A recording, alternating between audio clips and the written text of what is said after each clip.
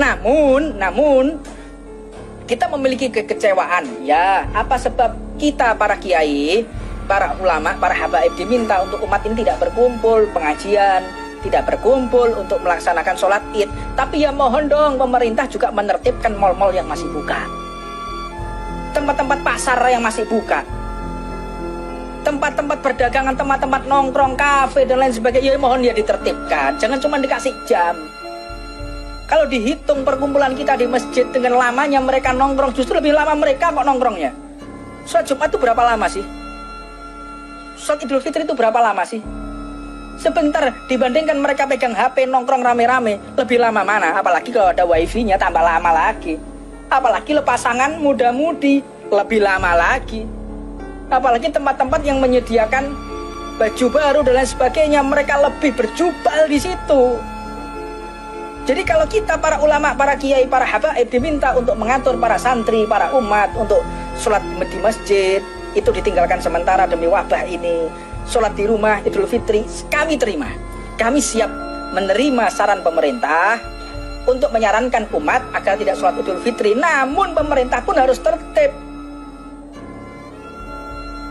menertibkan mal, menertibkan pasar, sehingga tidak ada ketimpangan sosial, sehingga tidak ada ketimpangan pemahaman. Kalau ketimpangan pemahaman seperti ini ya aneh toh. Masjid kita disarankan, terus kenapa mal kok masih dibuka, kafe masih dibuka, tempat nongkrong masih disediakan? Kan aneh. Kemarin kami di Bandung, jalan-jalan ditutup, social distancing. Tapi di tempat yang kosong tersebut mobil tidak boleh lewat. Anak muda-mudi memanfaatkan, jumlahnya ratusan mereka kumpul di situ. Ini kan nggak masuk akal yang seperti ini. Membuat orang sulit untuk melewati jalan, namun tidak memperhatikan tujuan ini apa sih? Jalan di stop, masjid dikosongkan agar orang tidak berkumpul. Lah memangnya di kafe itu nggak orang kumpul? Memangnya di mall itu nggak orang kumpul? Di pasar itu nggak orang kumpul? Kumpul kok mereka. Kenapa yang mereka seperti itu tidak ada himbauan, hanya dikasih jam? Hanya dikasih jam. Ya ini merupakan bentuk suara yang hak, yang harus diterima oleh semua orang. Nah ini penting ya, dipahami oleh semua orang bahwa apa yang kita lakukan ini bentuk pencegahan.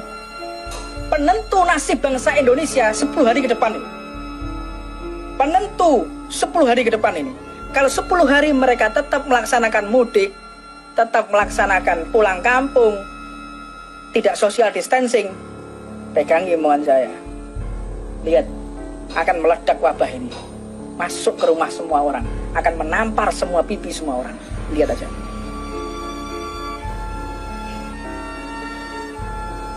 Tolonglah ditertibkan semuanya, sadar diri. Mereka yang ada di Jakarta, mereka di tempat-tempat yang saat ini melakukan PSBB,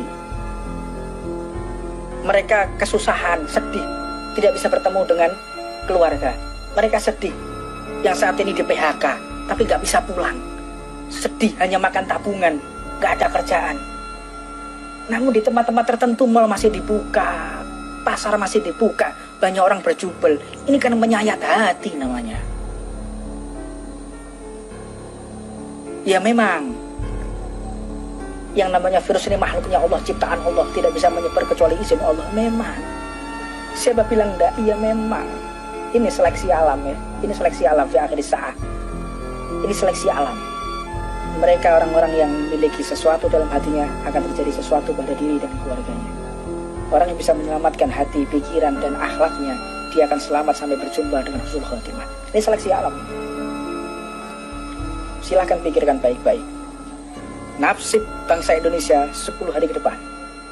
Mereka maksa mudik, halal bihalal, memaksa sholat Idul Fitri dengan jumlah yang sangat besar, dengan masyarakat majmuk dari berbagai kota. Ini akan berbahaya karena sifat daripada virus ini akan mutasi genetik. Mutasi genetik ini akan berbahaya. Saya nggak akan berpanjang-panjang lah. Saya cuma bisa berdoa kepada Allah. Kami di sini memiliki kewajiban untuk menyampaikan. Taat atau tidak itu terserah Anda. Kami mengucapkan seperti ini dikatakan tidak membela rakyat.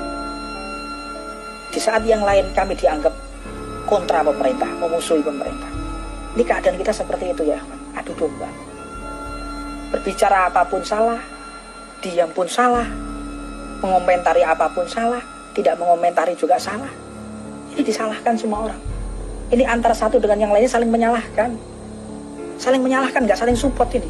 Satu dengan yang lain, ayo salahkan, ayo kritisi, tapi nggak ada solusi. Untuknya kita semua, marilah kita kembali ke jalan Allah Subhanahu wa Ta'ala. Ibadah, doa yang banyak, baca Quran, baca zikir, beribadah kepada Allah. Kalau kita jenuh, olahraga, lari. Olahraga apa yang kita bisa? Olahraga. Sehatkan badan kita. Sistem imun tubuh kita harus bagus agar resisten di dalam virus ini. Ini agama-agama yang mengajarkan hifdzun nafas.